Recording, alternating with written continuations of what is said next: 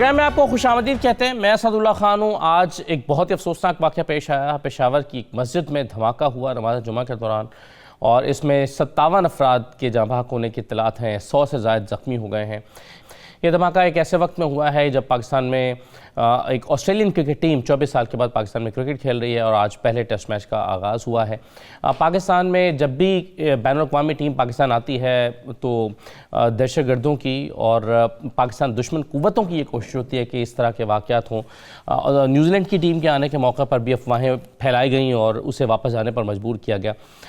اس کے ساتھ ساتھ کچھ اور ایونٹس امپورٹنٹ پاکستان میں ہونے جا رہے ہیں. ایک تو ظاہر ہے میں نے ذکر کیا کہ آسٹریلین کرکٹ ٹیم پاکستان میں ہے. پھر OIC کا اجلاس ہونے جا رہا ہے.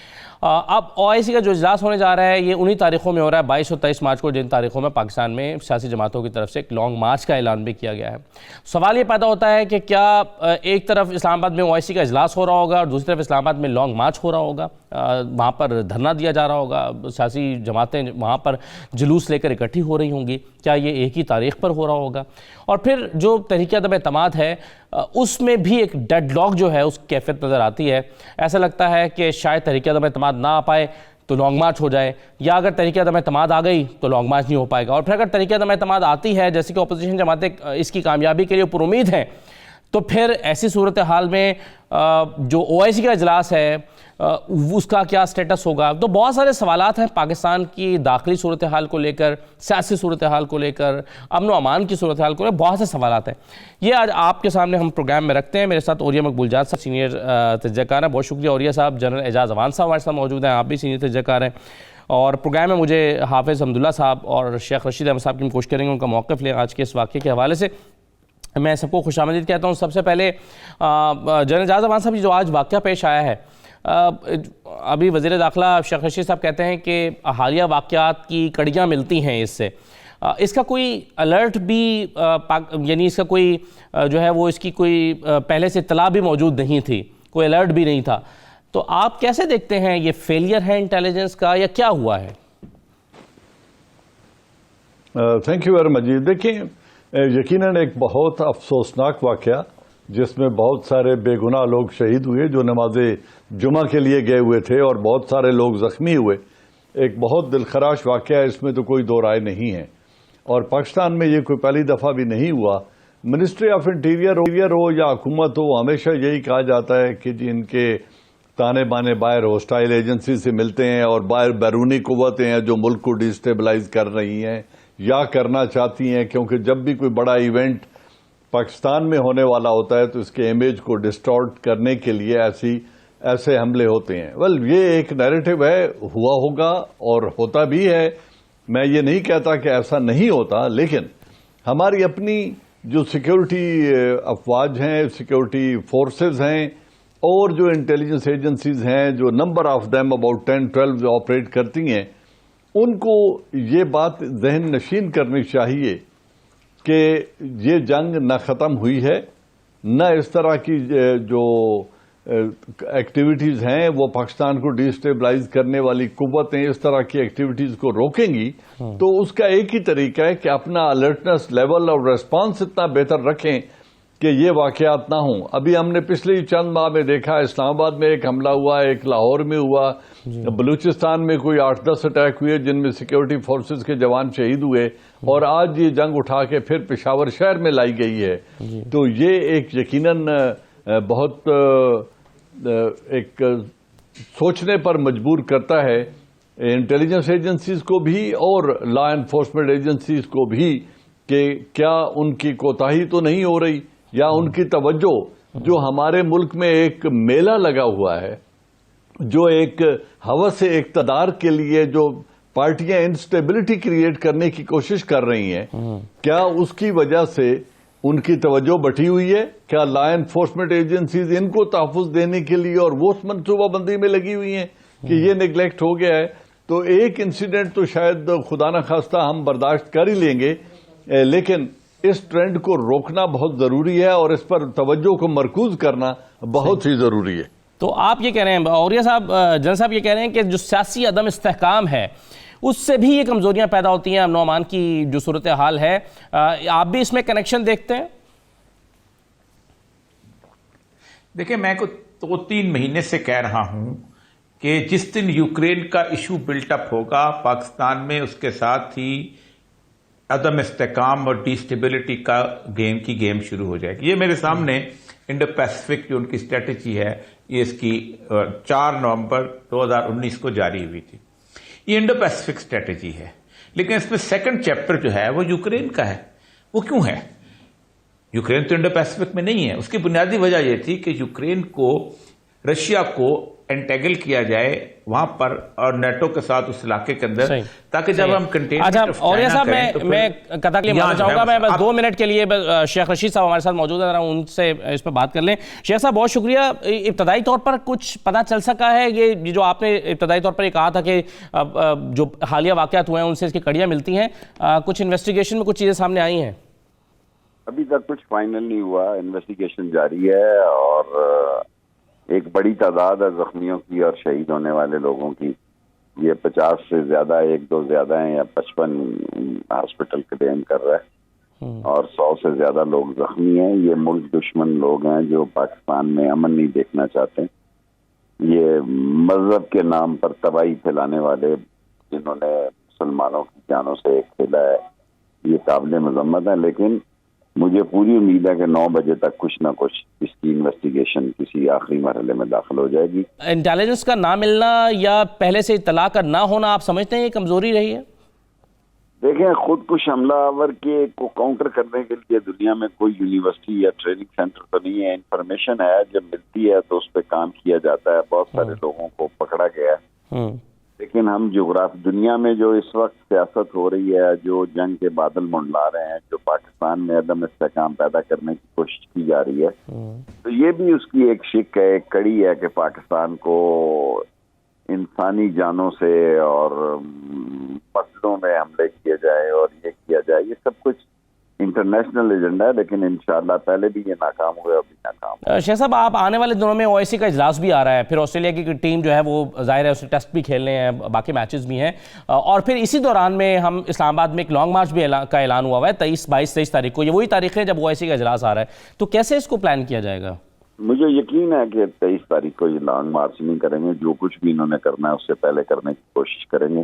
لیکن یہ میرا سیاسی بطور انٹیریئر منسٹر نہیں کہتا، جی ایز اے پولیٹیکل ورکر کہہ رہا ہوں کہ یہ 23 کو نہیں لائیں گے لانگ مارچ. یہ تو اسی صورت میں ہو سکتا ہے کہ اگر تحریک عدم اعتماد ان کی کامیاب ہو جائے پہلے، تو پھر یہ لانگ مارچ نہ کریں.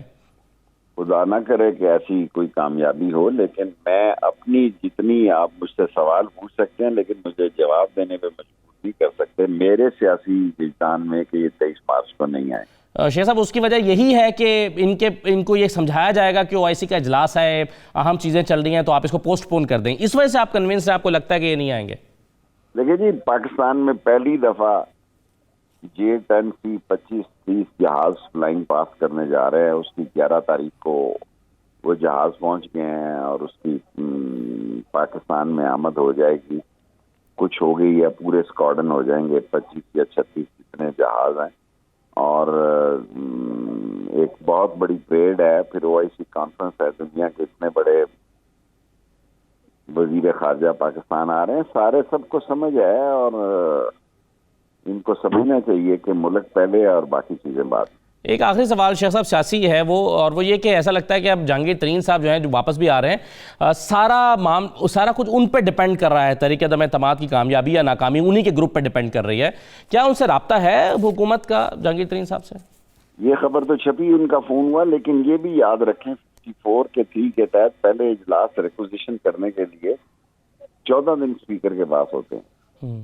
اس کے بعد 2 دن اسپیکر کے پاس ہوتے ہیں اگر وہ ریکوزیشن نو کانفیڈنس کے لیے آتی ہے، اور اس کے بعد پھر 7 دن ہوتے ہیں. 1 مہینے کا یہ سارا پروسیس ہے.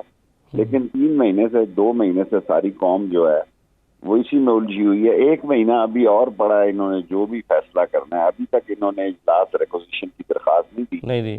جب دیں گے اس کے بعد 14 دن میں اسپیکر اس درخواست پہ فیصلہ کرنے کا پابند ہے. اس کے بعد 2 یا 3 دن اسپیکر کے پاس ہیں، پھر 7 دن اس پہ تقریریں ہوں گی، پھر 1 مہینے کا پروسیجر ہے. یہ کوئی ایک آدھے دن کی بات نہیں ہے. صحیح ہے. رائٹ شیخ صاحب، بہت شکریہ آپ کا پروگرام میں شرکت کرنے کے لیے. میں اور یہ صاحب ایک چھوٹا سا بریک لینا ہے، بریک کے بعد واپس آتے ہیں تو پھر آپ کو جاری رکھیے گا. اور بہت ساری باتیں شیخ رشید صاحب نے کی ہیں، ذرا اس پہ بھی مزید بات کرتے ہیں. ہمارے ساتھ رہیے.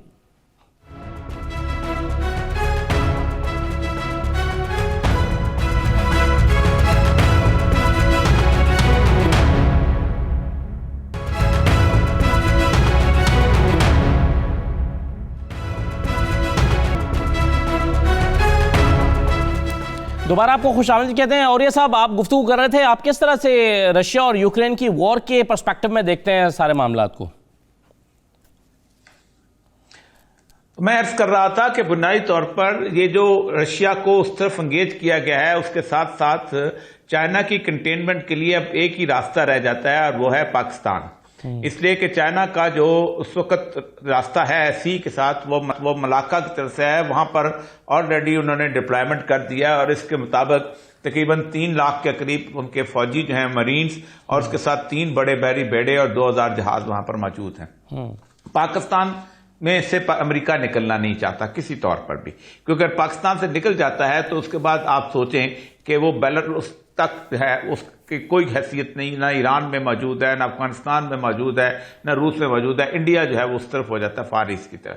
تو پاکستان میں ڈسٹیبلٹی جو تھی بہت امپورٹنٹ تھی, اور اس میں 2 طریقہ کار ہوتے ہیں. CIA پوری طرح ایکٹیو ہے اس وقت پاکستان میں. ایک تو یہ ہوتی ہے کہ ان کی پرانی ٹیکنیک ہے پبلک اپرائزنگ, یہ یوکرین میں استعمال ہوئی تھی 2014 میں.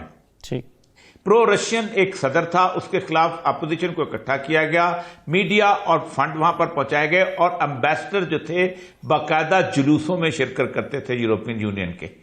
آپ دیکھیں گزشتہ 2-2.5 مہینے سے پاکستان کے اندر امبیسڈرز کی کتنی لمبی چوڑی قسم کی گفتگویں شروع ہو چکی ہوئی ہیں, اور امبیسڈر مختلف کیا کیا تک ہے اس وقت اپوزیشن لیڈر سے ملنے کی, اور ایک نہیں کافی عرصے سے مل رہے ہیں, اور کوئی راستہ کیا نظر آ رہا ہے آپ کو. اس کے بعد پاکستان میں ایک اپہیول کی صورتحال جو ہے وہ کریٹ کرنے کی کوشش کی جائے گی.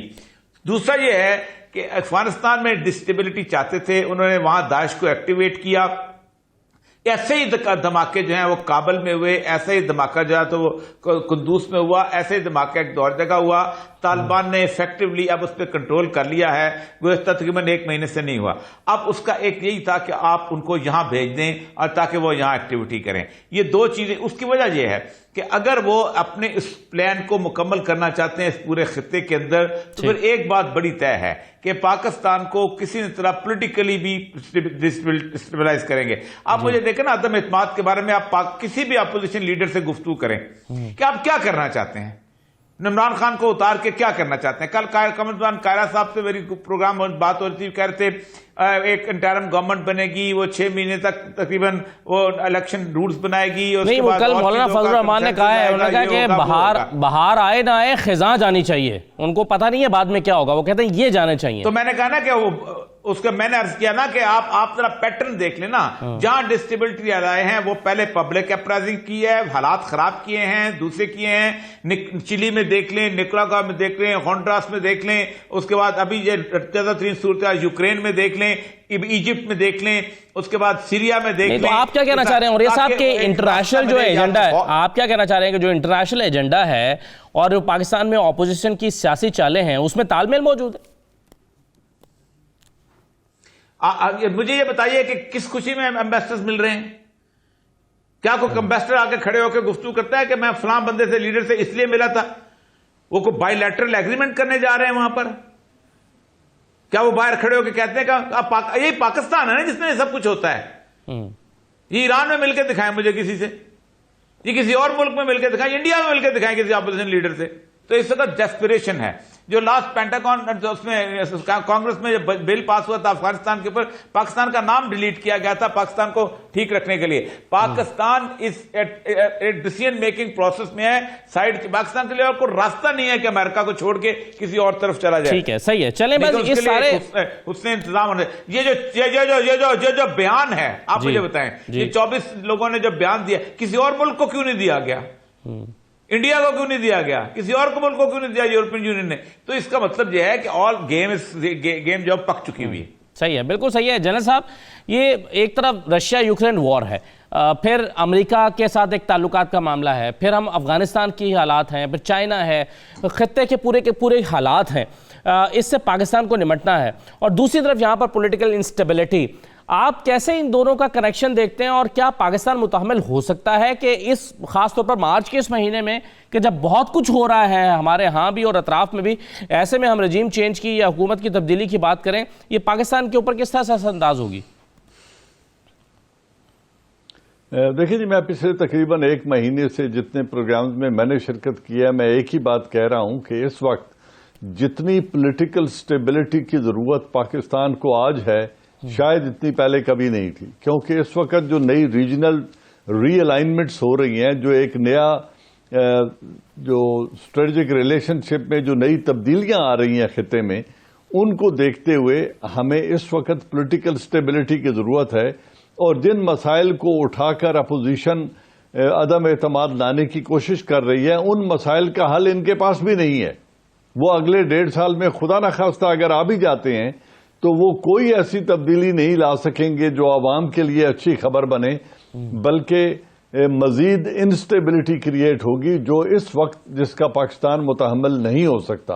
اوریہ صاحب نے بڑی درست بات کی ہے کہ اس وقت دیکھیں افغانستان کے امریکن فورسز کے نکلنے کے بعد اب جو شاہراہیں ہمارے لیے ترقی کی اس ریجن کے لیے، پاکستان کے لیے اور اوور آل ریجنل کنیکٹیوٹی کے لیے جو راستے کھلے ہیں، ان سب کو اگر کیپٹلائز کر لیا جائے اور اس ریجن میں ایک سٹیبلٹی آ جائے تو یہ ریجن اس قدر گرو کرے گا جو امریکہ کو ہرگز پسند نہیں ہے، ویسٹ کو پسند نہیں ہے۔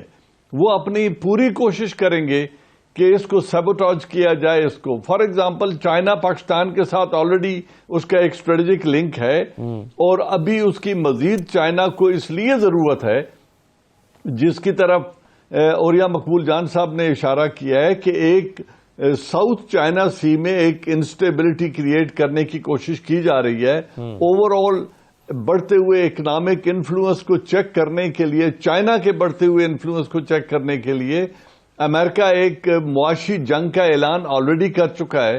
پھر 4 ملکوں کا ایک اتحاد بنا ہے جس میں آسٹریلیا ہے، جاپان ہے، امریکہ ہے اور انڈیا ہے، یہ کوڈ جسے کہتے ہیں وہ آ گیا۔ پھر اسٹریٹ آف ملاکا کی سچویشن آپ کے سامنے اوریہ مقبول جان صاحب نے رکھی ہے۔ تو چائنا کے لیے جتنے راستے بند کیے ہیں اس کا ایک آلٹرنیٹ روٹ پاکستان کے ذریعے بیلٹ اینڈ روڈ انیشیٹو کے ذریعے ایک تو چائنا وارم واٹرز اور سمبھارا عرب اور انڈین اوشین کے انٹرنیشنل واٹرز تک جا سکتا ہے پاکستان سے، اور پھر یہاں سے افغانستان کے ذریعے سینٹرل ایشیا اور یوریشیا جسے ہارٹ لینڈ کہتے ہیں اس کی طرف وہ بڑھ سکتا ہے، اور وہ ممالک افغانستان کی سٹیبلٹی سے فائدہ اٹھاتے ہوئے وارم واٹرز تک اور گوادر تک آ سکتے ہیں۔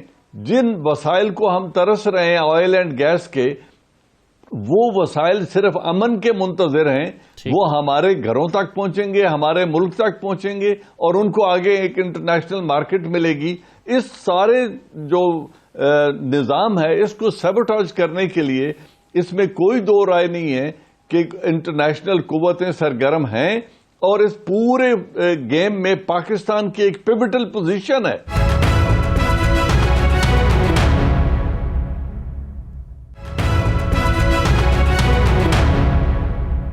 انٹرنیشنل فورسز جو سرگرم ہیں، کیا وہ اس حد تک پینیٹریٹ کر کے پاکستان کو ڈی اسٹیبلائز کرنا چاہتی ہیں کہ وہ اپوزیشن کی جماعتوں تک میں سے رابطہ کر کے اپنے ایجنڈے کے لیے ان کو استعمال کرنے کی کوشش کریں؟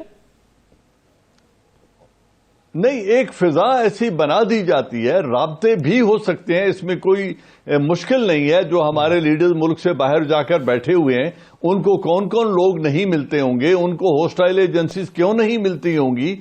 میں یہ نہیں کہتا کہ وہ غدار ہیں یا ان کے ساتھ وہ اس مقصد کے لیے، لیکن ان کے ذاتی مقاصد کو اس طرح شوگر کوٹ کر کے ان کے سامنے رکھا جاتا ہے اور ان کے لیے نیریٹو بلڈ کیے جاتے ہیں کہ اگر آپ اس لائن پہ کام کریں تو آپ کے مسائل کا حل نکل آتا ہے۔ اور ہمارے جو سیاسی پارٹیاں ہیں جو اقتدار سے اس وقت باہر ہیں، یہ وہ پارٹیاں ہیں جو ایک 30 برس حکومت کر چکی ہے، ایک مرکز میں 10 سال اور 15 سال سے سندھ میں حکومت کر رہی ہے، اور مولانا صاحب تو ہر حکومت کا حصہ رہے ہیں۔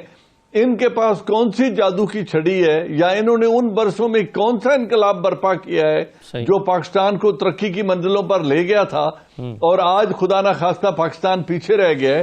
تو ان کے ذاتی ہوس اقتدار کی تسکین کے لیے ایسے نیریٹو فلوٹ کیے جاتے ہیں سوشل میڈیا پہ پروپیگنڈا کے ذریعے، اور خود ان کے ساتھ مل کر ان کے جو مقاصد ہیں ان کے حصول کو اس طرح شوگر کوٹ کر کے پیش کیا جاتا ہے کہ یہ خود آٹومیٹیکلی اس کی طرف اٹریکٹ ہو کر جاتے ہیں، نہ جانے کے باوجود، نہ چاہنے کے باوجود کہ یہ کسی کے ہاتھ میں جو ہے آلہ کار بنے۔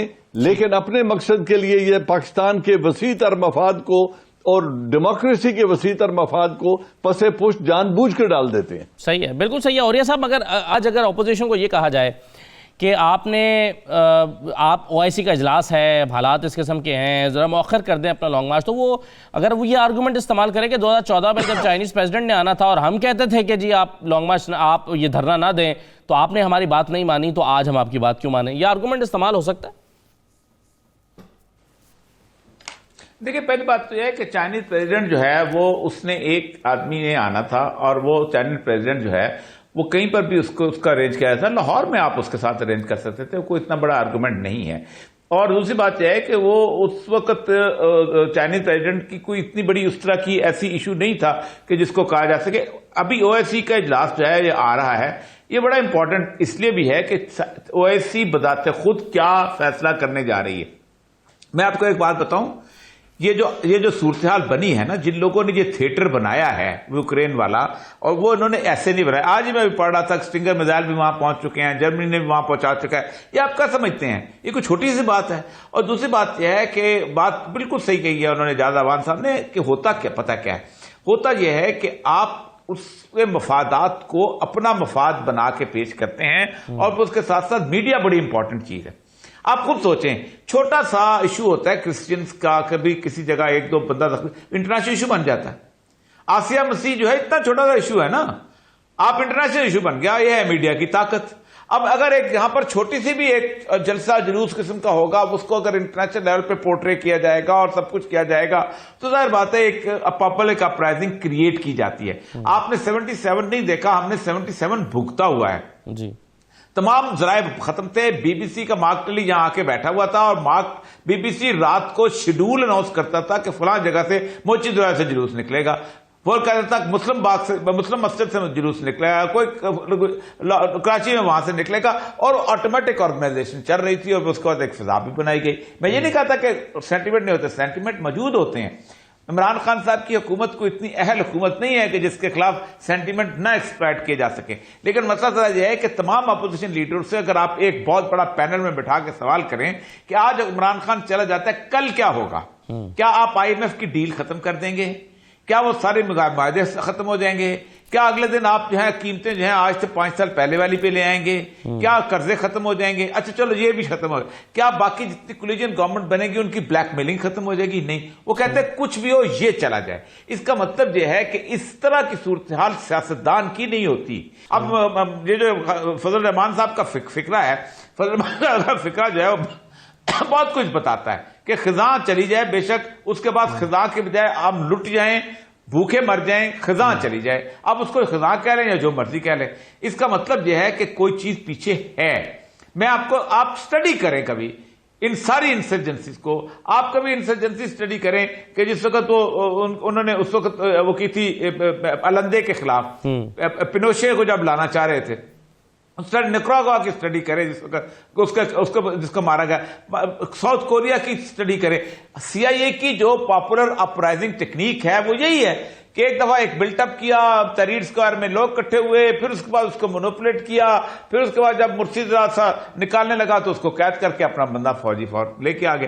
ملک ہل جاتا ہے. صحیح ہے. چھوٹا سا میں بریک لے لوں، بریک کے بعد واپس آتے ہیں. میں آپ کو شاہ قریشی صاحب کو سناتے ہیں. وہ کہتے ہیں جی تمام ادارے یکجا ہو کر کھڑے ہو گئے عمران خان کے خلاف، مافیاز کھڑے ہو گئے، عمران خان تنہا رہ گیا. وہ اپنی حکومت کی ناکامی کی باعث تلاش کر رہے ہیں. ایک چھوٹا سا بریک لیتے ہیں، اس پہ بات کرتے ہیں.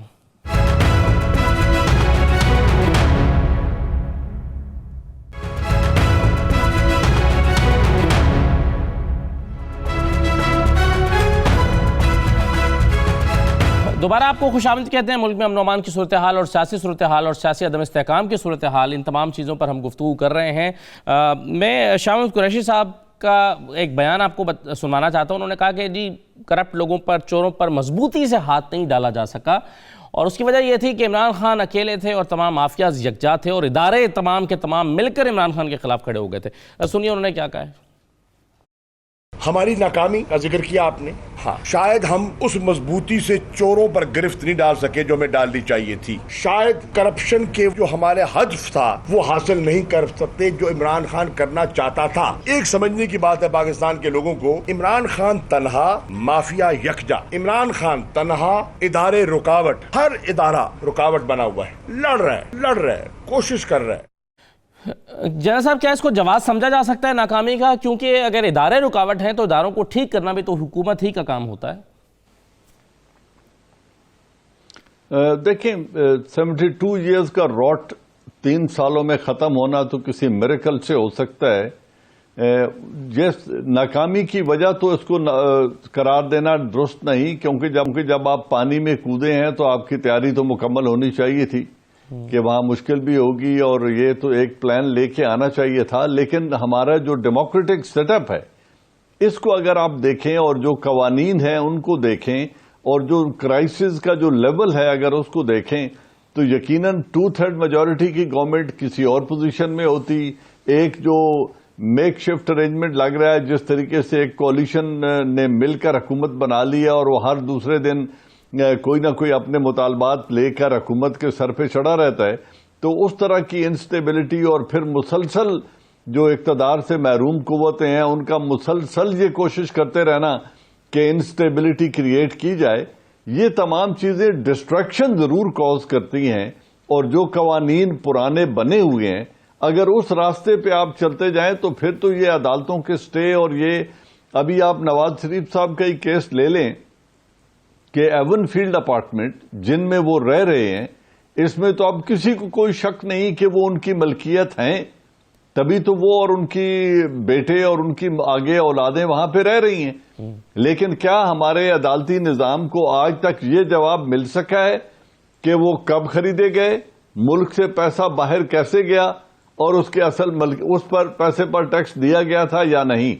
اگر یہ ان 3 سوالوں کا جواب تقریباً 3.5 برس میں نہیں مل سکا تو پھر آپ جو ہمارا عدالتی نظام ہے اس کو دیکھ لیں کہ وہ کتنا فعال ہے. پھر جس طریقے سے ایویڈنسز آ رہی ہیں کہ ایک چپڑاسی کے یا چند 14 اکاؤنٹس میں سے 16 ارب روپے گزر کے چلا جاتا ہے, لیکن اس کی کوئی آپ کو عدالتیں کسی کو ریسپانسبل ہولڈ کرنے کے لیے ابھی تک وہ 1 سال یا 1.5 سال سے وہ مقدمات چل رہے ہیں. تو یہ سسٹمیٹک رکاوٹیں تو ہیں, ان کو دور کرنے کے لیے کتنی فعال قانون سازی کی ہے, کتنے ریفارمز کیے ہیں, کتنی کرنے کی اسٹرینتھ تھی, اور جو قوتیں ان کے ساتھ مل کے حکومت کر رہی ہیں ان کے مفاد کہاں کلیش آف انٹرسٹ تھا. اگر ان ساری چیزوں کو نظر رکھیں تو ناکامی کی وجوہات تو سامنے آ جاتی ہیں, لیکن پھر بھی نان پرفارمنس کا اس کو جواز نہیں بنایا جا سکتا کہ ہم بالکل ناکام اس لیے ہو گئے کہ لوگ ہم سے تعاون نہیں کرتے تھے. بھئی چور کب تعاون کرتے ہیں؟ کون کوئی اپنے گلے میں پھندا ڈالنا چاہتا ہے؟ اور یہ جو وائٹ کالر کرائم ہوتا ہے یہ سنگل فرد واحد نہیں کرتے, یہ سسٹم کے ذریعے ہی مل کے کرتے ہیں.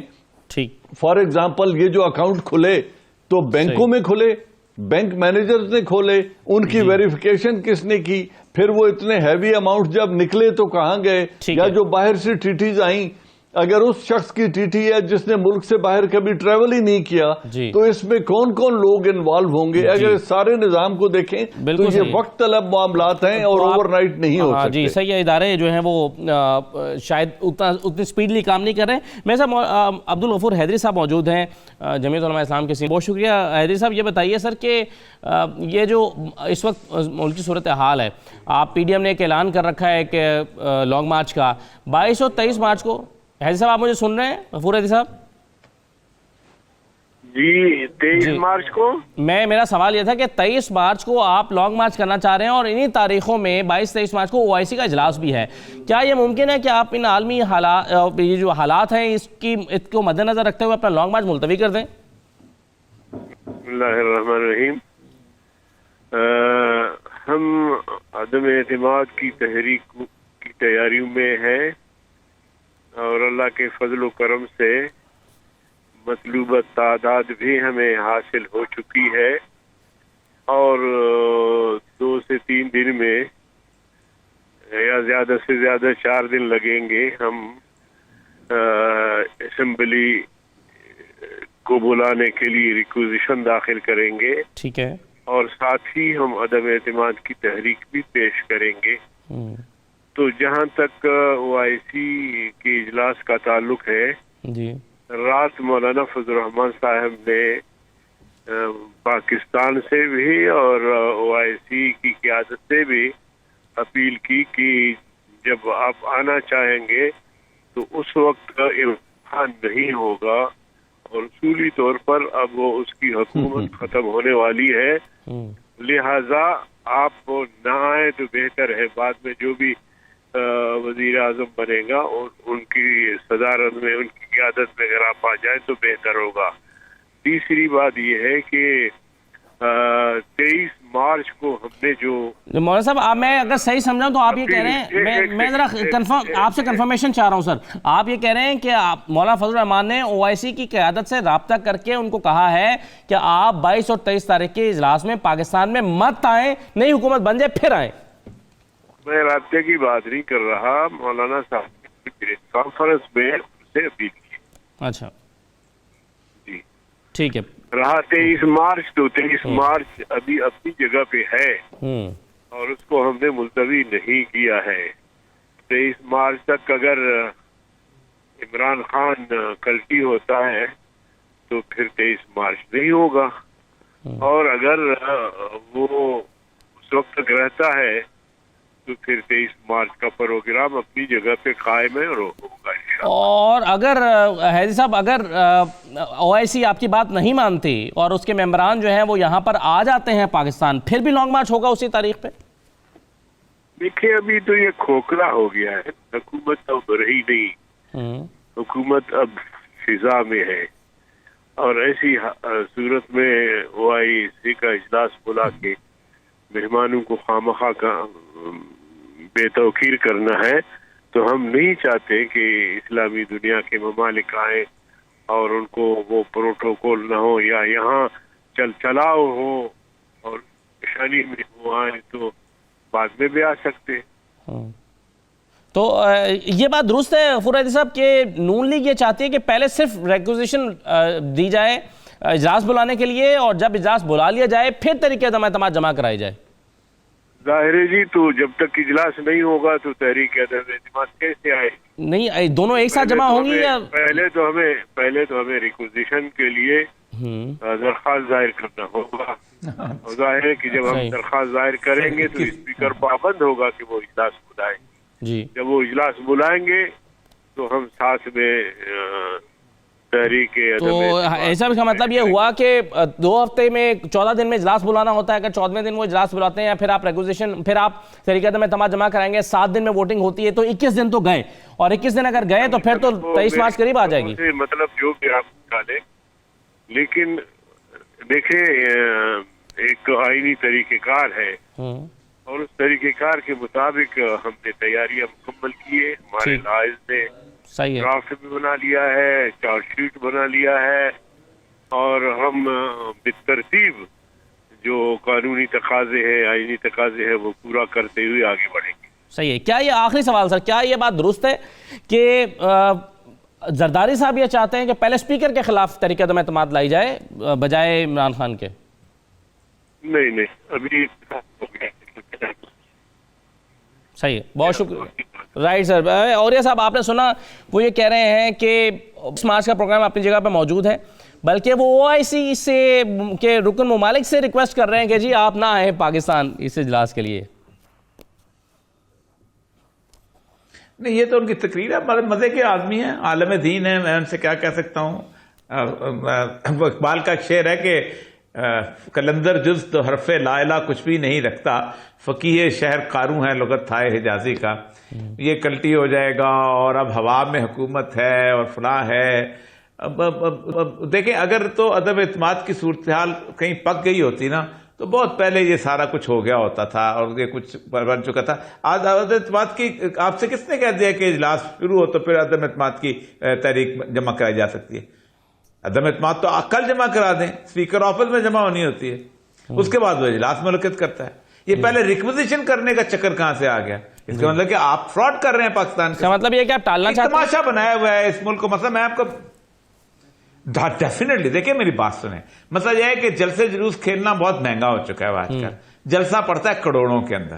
پارلیمنٹ میں آپ کی گفتگو ہو نہیں سکتی, نہ آپ سنتے ہیں نہ وہ سناتے ہیں. رہ گیا یہ آپ کا 14 انچ کا اسکرین, یہ اس میں کھیلنا ہے. اب یہ آپ کھلواتے ہیں, وہ کھیلتے ہیں. ڈگڈگی پتہ نہیں کس کے ہاتھ میں ہے, سب کے ہاتھ میں ہے. گورنمنٹ بھی یہی کرتی ہے, آپ بھی یہی کرتے ہیں. پبلک کانٹیکٹ ختم ہو گیا ہے جس دن سے وار میڈیا میں شروع ہوئی ہے, اور یہی ہوا ہے. آپ دیکھیں جہاں پر مضبوط ڈیموکریسیز ہیں نا, اب امریکہ کے اندر پریزیڈنشل ڈیبیٹ بھی ہوتی ہے لیکن کیمپین بھی چلتی ہے. ٹھیک ہے, یہ نہیں ہوتا کہ اس پاکستان میں آپ مجھے پاکستان میں کوئی ٹی وی بتائیں. نہیں وہ تو انہوں نے کہہ دیا نا, وہ تو انہوں نے کہہ دیا کہ اب یہ چل چلاؤ ہے حکومت کا. جنرل صاحب مجھے آخر میں یہ بتا دیں, آپ کا ویسے تجزیہ کیا کہتا ہے کہ حکومت محفوظ ہے یا واقعی چل چلاؤ ہے؟ وہ کہہ رہے ہیں 23 تک کی نوبت نہیں آئے گی, اس سے پہلے حکومت چلی جائے گی, اور بہتر ہے کہ اویسی بعد میں نئے وزیر اعظم کے ساتھ آ کر بیٹھے. دیکھیں میں ان کی کون سی بات پہ یقین کروں. ایک ان کی تاریخ ہے, پھر انہوں نے ایک سٹیٹمنٹ داغی تھی جس دن فاٹا کا مرجر ہونے جا رہا تھا, تو فضل الرحمان صاحب نے فرمایا تھا کہ قوم اجتماعی خودکشی کر رہی ہے اور اس کے نتائج قوم خود بھگتے گی. اللہ کے کرم سے وہ مرج ہو گئے, لوگ بھی خوش ہیں, پاکستان بھی سلامت ہے, اور کوئی بھگتنے نہیں آیا, نہ اجتماعی خودکشی ہوئی ہے. اور اب وہ فرما رہے ہیں کہ جی حکومت ہوا میں ہے اور یہ جا رہے ہیں, تو مجھے تو ان کی باتوں پہ کوئی یقین نہیں ہے. چلیں بالکل صحیح ہے. بہت جین صاحب بہت شکریہ پروگرام میں شرکت کرنے کے لیے, اور یہ صاحب آپ کا بھی, رشید نے بھی ہمیں جوائن کیا پروگرام میں. اجازت دیجیے, اللہ حافظ.